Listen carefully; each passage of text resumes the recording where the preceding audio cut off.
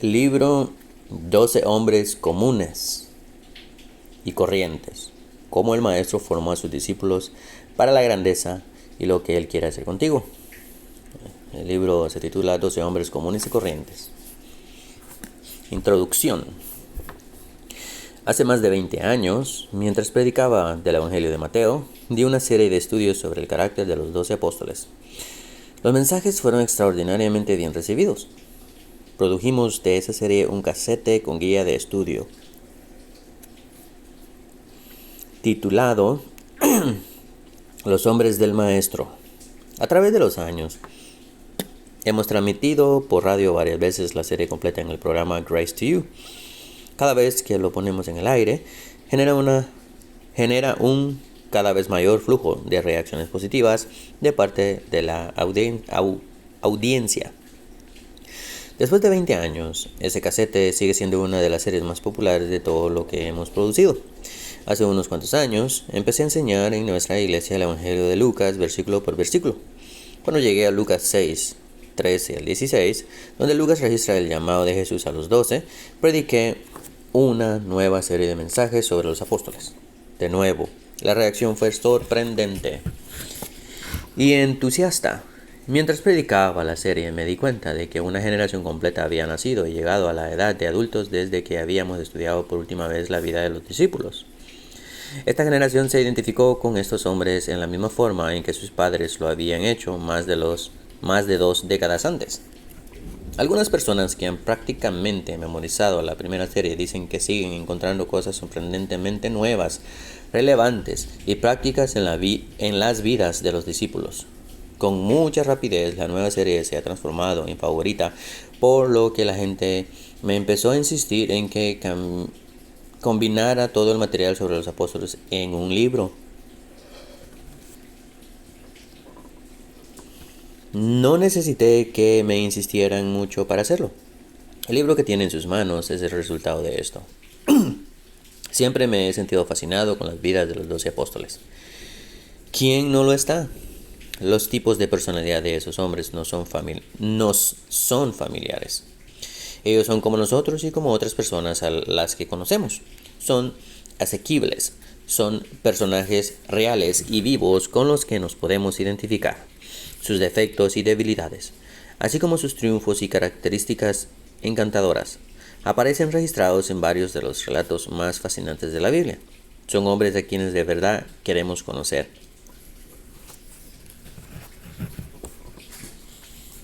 Y esto se debe a que en todo sentido fueron hombres comunes y corrientes.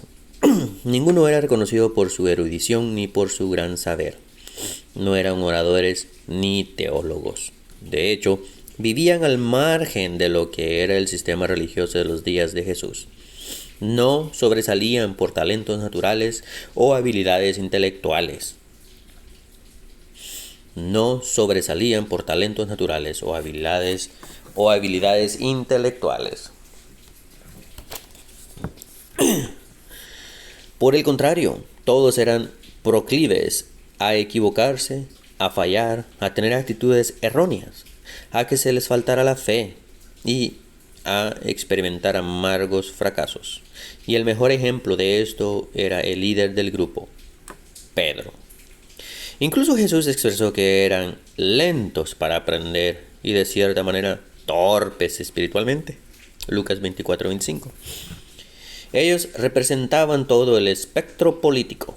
Uno era un ex-celote, es decir, un hombre radical, decidido a derrotar al gobierno romano por la vía de la violencia. Otro había sido recaudador de impuestos, prácticamente un traidor a la nación judía, en pugna con Roma.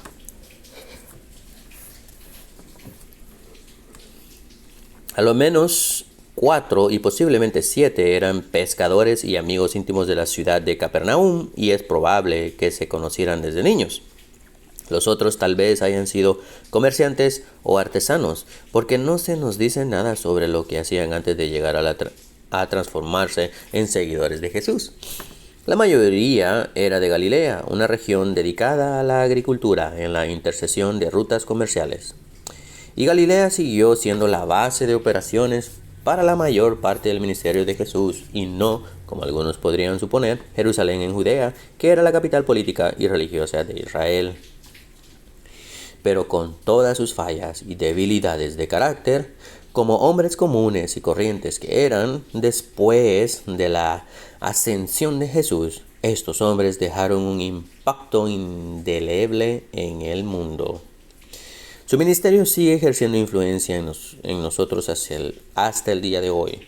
Dios, por su gracia, los capacitó y usó para inaugurar la difusión del mensaje del Evangelio y trastornar el mundo. Hechos 17:6. Hombres comunes y corrientes, gente como usted y yo, se transformaron en instrumentos por medio de los cuales el mensaje de Cristo se llevó hasta los confines de la tierra. No es de sorprender que sean personas tan fascinantes. Los 12 fueron seleccionados y llamados personalmente por Jesús. Él los conocía como solo su Creador los podía conocer. Juan 1:47. En otras palabras, Él conocía todas sus fallas mucho antes que los eligiera. Incluso sabía que Judas lo habría de traicionar. Juan 6:70, 13, 21 al 27. Y aún así escogió al traidor y le concedió todos los privilegios y bendiciones que dio a los demás. Piense en las implicaciones de esto. Desde nuestra perspectiva humana, la propagación del Evangelio y el establecimiento de la Iglesia dependieron enteramente en 12 hombres cuyas características más notables eran su condición de hombres sencillos.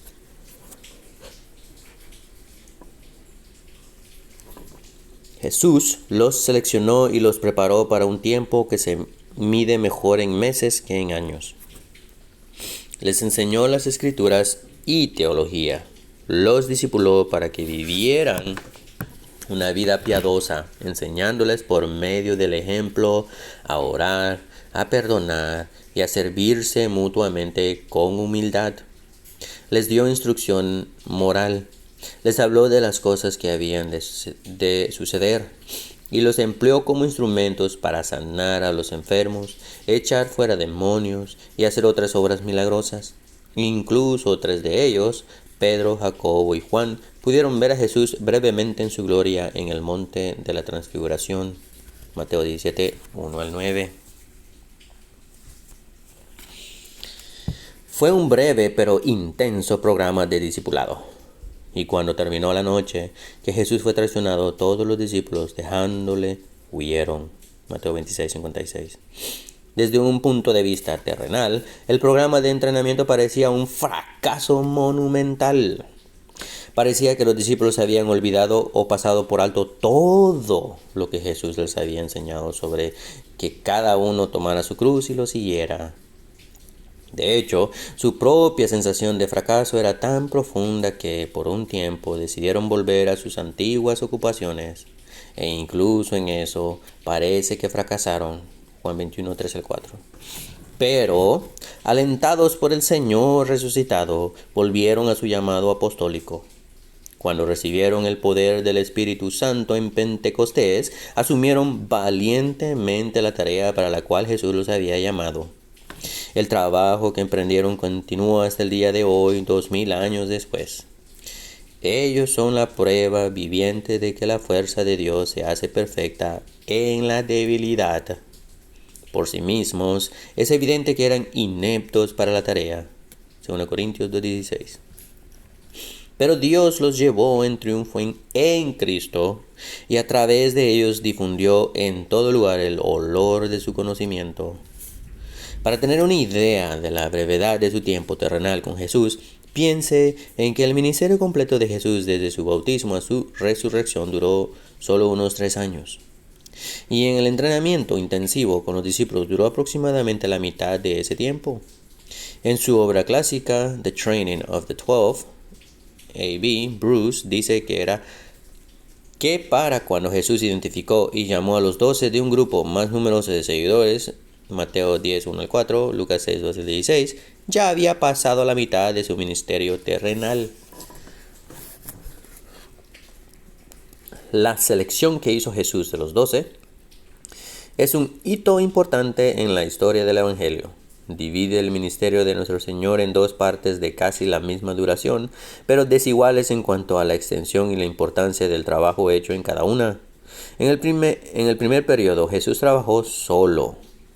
Sus obras milagrosas estuvieron confinadas en su mayor parte en una región limitada, y su enseñanza fue principalmente de carácter elemental. Pero cuando eligió a los 12, el trabajo del reino había asumido dimensiones tales que se requirieron organización y división del trabajo, y la enseñanza de Jesús empezó a ser más profunda y de una naturaleza más elaborada, y sus actividades de misericordia se desarrollaron en un área más amplia. Es probable que la selección de un número limitado para que fueran su compañía cercana y sus compañeros constantes haya llegado a ser una necesidad para Cristo como resultado de su éxito en ganar discípulos. Sus seguidores, suponemos, habían llegado a ser tantos que se transformaron en una carga y un impedimento para sus movimientos.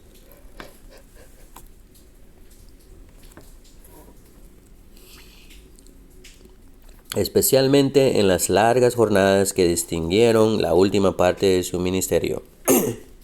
Era imposible que todos los que habían creído pudieran ir con él en el sentido literal, a donde él quisiera ir. El número tan grande no podía ser ahora sino seguidores ocasionales. Pero Jesús quiso que ciertos hombres seleccionados estuvieran con él en todo tiempo y lugar, que le acompañaran en todos sus viajes, que fueran testigos de todo lo que hacía y que le ministraran en sus necesidades diarias. Y así, en las singulares palabras de Marcos, Jesús llamó a sí mismo a los que él quiso y vinieron a él. Y estableció a 12 para que estuviesen con él y para enviarlos a predicar. Mateo 3, 13 al 14. Esto significa que esos pocos hombres, cuyos trasfondos eran en negocios mundanos y ocupaciones terrenales, tuvieron poco más de 18 meses de preparación para la tarea monumental a la que habían sido llamados. No hubo un segundo violín, ni sustitutos, ni un plan B, por si los 12 fracasaban. La estrategia parece riesgosa en extremo. En términos terrenales, la fundación de la iglesia y la difusión del mensaje del evangelio dependían enteramente de esos 12 hombres comunes y corrientes con todas sus debilidades, y uno de ellos incluso tan diabólico como para traicionar al Señor del universo. Y toda la preparación de ellos para el trabajo tomó menos de la mitad del tiempo que típicamente se necesita para obtener un título en un seminario hoy en día. Pero Jesús sabía lo que estaba haciendo. Desde su perspectiva divina, el éxito final de su estrategia en realidad dependía del Espíritu Santo actuando en estos hombres para cumplir su voluntad soberana. Era una misión que no podía fallar. Por eso es que fue un trabajo por el cual solo Dios merece la alabanza y la gloria. Aquellos hombres fueron meramente instrumentos en sus manos, de la misma manera que usted y yo podemos ser instrumentos de Dios hoy. A Dios le encanta usar a tales medios comunes y corrientes. Lo necio del mundo escogió Dios para avergonzar a los sabios, y lo débil del mundo escogió Dios para avergonzar a lo fuerte, y lo vil del mundo y lo menospreciado escogió Dios, y lo que no es, para deshacer lo que es, a fin de que nadie se jacte en su presencia. 1 Corintios 1, 27 al 29. Los 2000 años de triunfo del esfuerzo apostólico son un testimonio de la sabiduría y el poder de la estrategia divina. A veces, en la escritura a los 12 se les llama discípulos, matetes, en el texto griego.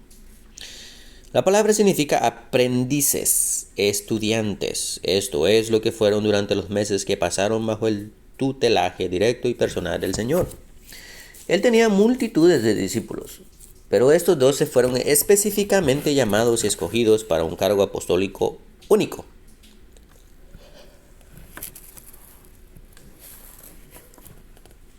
Por lo tanto, también se les llama apóstoles, apostoloi en el griego. La palabra sencillamente quiere decir mensajeros enviados. A ellos se les dio el cargo singular de embajadores y la autoridad de ser voceros de Cristo. Lucas en especial usa este término en su evangelio y a través del libro de los Hechos, y reserva esta palabra casi exclusivamente para los 12. Mateo habla de apóstoles solo una vez, en Mateo 10:2. En las demás partes se refiere a los 12 discípulos o a los 12. De igual manera, Marcos usa el término 12 discípulos solo en una ocasión, Marcos 6:30. En otros lugares siempre se refiere a los apóstoles como los 12. Juan también usa la palabra apóstolos, solo una vez en un sentido no técnico, Juan 13:16. La mayoría de las versiones en idioma español traducen la expresión como enviado o mensajero. Al igual que Marcos, Juan siempre se refiere al grupo apostólico como los 12.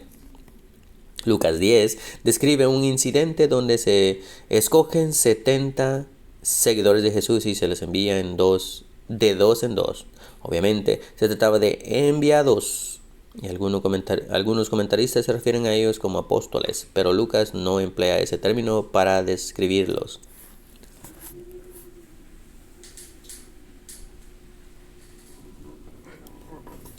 Los 12 fueron llamados a un cargo específico. Y en los evangelios y hechos el término apostoloi casi siempre se refiere a ese cargo y a los 12 hombres que fueron llamados específicamente y ordenados para dicho cargo. Hechos 14:14 y las epístolas paulinas dejan claro que el apóstol Pablo fue igualmente llamado a ocupar un cargo apostólico especial, el de apóstol a los gentiles. Romanos 11:13, 1 Timoteo 2:7, 2 Timoteo 1:11. El apostolado de Pablo fue un llamado único. Obviamente él tuvo la misma autoridad y privilegios que los 12, 2 Corintios 11:5. Pero el apostolado de Pablo no se va a tratar en este libro porque nuestro enfoque aquí radica en los 12 hombres que compartieron el ministerio público de Jesús con él y que fueron sus amigos y compañeros más cercanos. Pablo no se convirtió sino hasta después de la ascensión de Cristo, Hechos 9. Él mismo dice que fue un apóstol como un abortivo, nacido fuera de tiempo, 1 Corintios 15:8. Habló con la misma autoridad y manifestó la misma unción milagrosa que tuvieron los 12, y los 12 lo acogieron entre ellos y reconocieron su autoridad, según Pedro 3:15-16, aunque él no fue uno de ellos. El número 12 es importante, porque Lucas dice que después de la ascensión de Jesús, los apóstoles escogieron a Matías para que supliera el lugar dejado vacante por Judas, Hechos 1:23-26. La función de un apóstol, incluyendo el cargo específico al cual el apóstol Pablo fue llamado, comprendía una posición de liderazgo y autoridad de enseñanza exclusiva en la primera iglesia. Los apóstoles u otros muy cercanos a ellos fueron los que escribieron los libros del Nuevo Testamento. Y antes que se escribiera el Nuevo Testamento, la enseñanza de los apóstoles fue la norma en la iglesia naciente. Empezando con los primeros convertidos en Pentecostés, todos los creyentes verdaderos reconocieron el liderazgo de los apóstoles, Hechos 2:37. Y a medida que la iglesia crecía, su fidelidad a la verdad se describe en estos términos. Perseveraban en la doctrina de los apóstoles, Hechos 2:42. Los apóstoles recibieron un poder sobrenatural para hacer señales y prodigios. Estas señales daban testimonio de la verdad del Evangelio, la cual los apóstoles habían recibido de Cristo y presentaron al mundo en su nombre. En otras palabras, el papel de ellos fue fundamental. Ellos son, en un sentido real, el fundamento de la iglesia cristiana, siendo la principal piedra del ángulo Jesucristo mismo, Efesios 2:20. Estos estudios en las vidas de los apóstoles han sido para mí un especial deleite y uno de los esfuerzos más fructíferos en mi vida. Mi más grande gozo es predicar a Cristo.